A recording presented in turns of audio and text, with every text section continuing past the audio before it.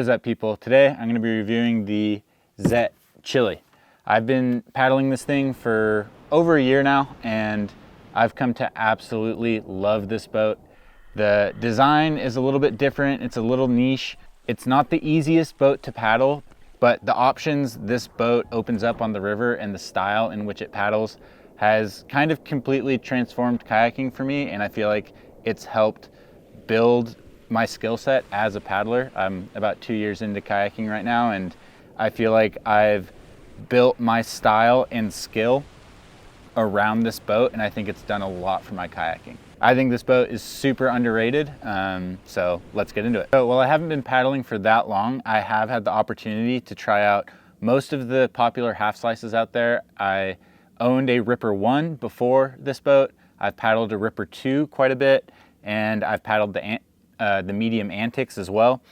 And out of all those boats, this is my favorite. I'll throw the specs up on the screen right now, but the gist of it is that this thing is narrow. It doesn't have a lot of rocker up front. It doesn't have a lot of rocker out back, and it's not very stable at all. It almost has it doesn't feel like it has hardly any primary or secondary stability.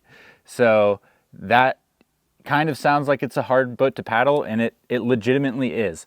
But what you give up in like the creature comforts of stability of a big bow rocker, you gain some performance that I haven't found in any other boat. This is legitimately the fastest boat I've ever paddled, and it allows you to unlock certain moves on the river that I think are pretty much impossible otherwise. And in that sense, I think it is like such a valuable tool for skill building on class 2 and 3 rivers. This boat allows you to do some really advanced moves, and it doesn't give you that safety blanket of stability and bow rocker. So you really have to start nailing your boof strokes. You have to learn how to stern load it, just because this nose is not going to get up and over stuff otherwise. But the nose is really pointy up front, but it widens out and is pretty flat as you start to get about 6 inches down from the nose. So as long as you can get your nose up, it will ride up and over stuff. It just takes a very well-timed boof stroke to do that. So it gets you really dialed in on your boofs. You have to be really on top of your edge control and your bracing, because if you're not on top of it, it will flip you like a dime, and it generally has like a kind of dicey feeling. It definitely takes an adjustment period to start paddling this boat confidently, but once you do, it is the most rewarding boat I've ever paddled. Forgot to touch on surfing. This boat surfs like a dream. It's insanely fast on a wave, and it changes direction so well. The hull feels very loose. When I compare it to like the Ripper 1, I feel like that boat would catch an edge and really want to like shoot me off a wave. But I feel like I can throw a huge angle with my bow and then immediately turn back the other direction. And the way I'm able to carve back and forth on a wave is really unique and super fun. And I also feel like it requires you to do that because it's so fast and it doesn't have a lot of bow rocker, that you need to be constantly carving on waves, but it allows you to do that because the hull is like so loose and playful. It also is kind of challenging to get this stern under. It doesn't really like to stand up tall, at least in my skill level, but what it loves to do is do pivot turns. And that is like my favorite thing to do in this kayak, is pivot eddy turns. And after a long time paddling this kayak, I've learned to pivot turn it with just a bow draw, like not even going to a sweep or a backstroke. Like if you come into the eddy with the right angle and drop your upstream edge, it can slice under and around so fast without hardly even doing a stroke and bounce you right out of the eddy. And that is such a good feeling. I have learned to get it up into those higher stern squirts, but it doesn't seem to want to get there as easily, and you really have to start forcing this tail down. I think its ability to stop, turn on a dime, slice the tail under, and get out of eddies is like its superpower. I haven't experienced anything that can do it like this boat. And then the hull here is like really interesting. It's like I said, it's got this boxed in sidewall. It doesn't have any like hard chine, and it's a full planing hole, super flat. And then it's like almost a 90-degree angle when you go to the sidewall. And I found that this boat loves to like glide across the river. However, I do feel like to control the momentum and speed that you have in this boat, which is plenty, especially like going through eddies, you need to guide the boat with draw strokes, whether that be a bow draw or a stern draw, because if you don't have that blade in the water, the boat will tend to kind of like wash away from where you want to go. Like it doesn't carve and hold its speed just being on edge. I think how this edge performs and the profile of this tail is excellent at like stopping, pivoting, and going out, but it doesn't like hook and carve momentum into an eddy or like through eddies, I think, without being engaged in a in some sort of draw stroke. But if I compare it to how I can paddle on my stees, I feel like I can come out of eddies, just grab edge and hardly do any paddle stroke, and it holds momentum through a turn really naturally without much paddle input. And same with like carving into an eddy to do an S turn. I feel like on the stees I can hold a line and hold that carve without hardly any paddle input. Where with this, I think it has a bit of a tendency to spin out or not continue a turn and maybe just go straight. So you have to be a little bit more engaged with your paddle if you want to be carrying momentum through a turn. But like I said, as soon as you want to stop and pivot, this thing can turn on a dime. And kind of like the theme for this, it's like with it needing a bit more paddle input, I feel like it's been a great tool to dial in my like draw strokes to really carry momentum through the river. And then when it comes to harder river running, I haven't done a ton of it, but I have felt comfortable enough to take this on some class 4 runs.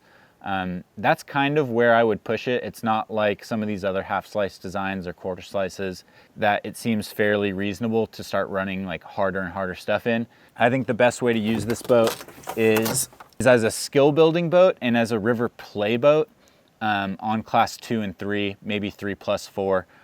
But I really wouldn't push it much more than that. Like the rippers, the firecrackers, the antics are really focused on like vertical play. Like those are so much easier to stern squirt and kind of do vertical play moves.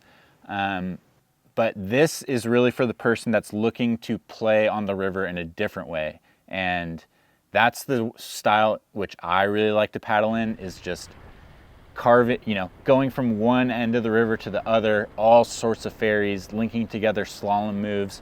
I did paddle the RPM max. I haven't paddled the actual RPM, but this feels like it's like an older school style of paddling that has a planing hole and some other more modern features, but it wants to be paddled in that like slalom-esque style. And that's a style in which I really appreciate. The outfitting is honestly pretty horrible. It's got a rope system. These cleats don't hold it that well, so you have to tie knots, or at least I had to get the back band to stay in any sort of place. The hip pads are not great, so you kind of got to like do your own hip pad thing. The seat's good, and generally this is a like small medium, or on just like the smaller side of a medium fit wise. I'm 6'1", and when I started paddling this boat I was like 175. Now I'm about 190, and I'm maxing this thing out. Like even on the river when I was closer to 175, I felt like I was much closer to the sweet spot on this boat. It was much harder to stern squirt, but like I think it just floated me a lot better. Now at 190, it kind of feels like I'm sinking the boat a little bit, and it's a bit easier to stern squirt it and pivot turn it without as much input, but it feels like I'm getting like kind of overweight for the boat, and I feel like it's lost some of its speed because of that. But going back to the outfitting, it's not, you don't buy this boat for the outfitting. Let's just say that. It could definitely be better. But as far as the plastic, like everyone says ZET plastic is the shit, and I would have to agree. I put this thing through the ringer, and this was used when I got it, and I don't know, there's no oil canning. I've hit plenty of rocks, and yeah, the plastic just seems to hold up. And I was even pinned in this a little bit in a situation where I would have expected the boat to have some sort of damage from it, and yeah, it's came out fine. So I think that's about it. Overall, I absolutely love this thing. Like I said, I feel like I've built my paddling around this boat, and I feel like it's really taught me a lot of skills that I really could have been lazy with in a boat that's easier to stern squirt, has more bow rocker, and has more stability. It pretty much gives up all those three things for straight up performance, but once you learn how to take advantage of that performance, this boat comes alive. And once you can be confident in paddling this boat, the river kind of comes alive for you, and I'm able to paddle in a way that I don't think is really possible in any other boat. And when you get lines right in this boat, it just feels so good. And that's the feeling I keep coming back to, and why I continue to want to paddle this boat. It's definitely a different style. It's not going to be for everyone, but I think a lot of people would benefit from challenging themselves and kind of taking on the challenge of paddling this, because I think it's really good for paddling skills and it's incredibly rewarding. It's called the chili. The boat's spicy, but if you can handle the spice, it tastes really good. That may be the corniest thing I've ever said, but I think you get the point. It's getting dark out. I'm rambling. Huge fan of the chili. I'd be curious to try out the Ninja.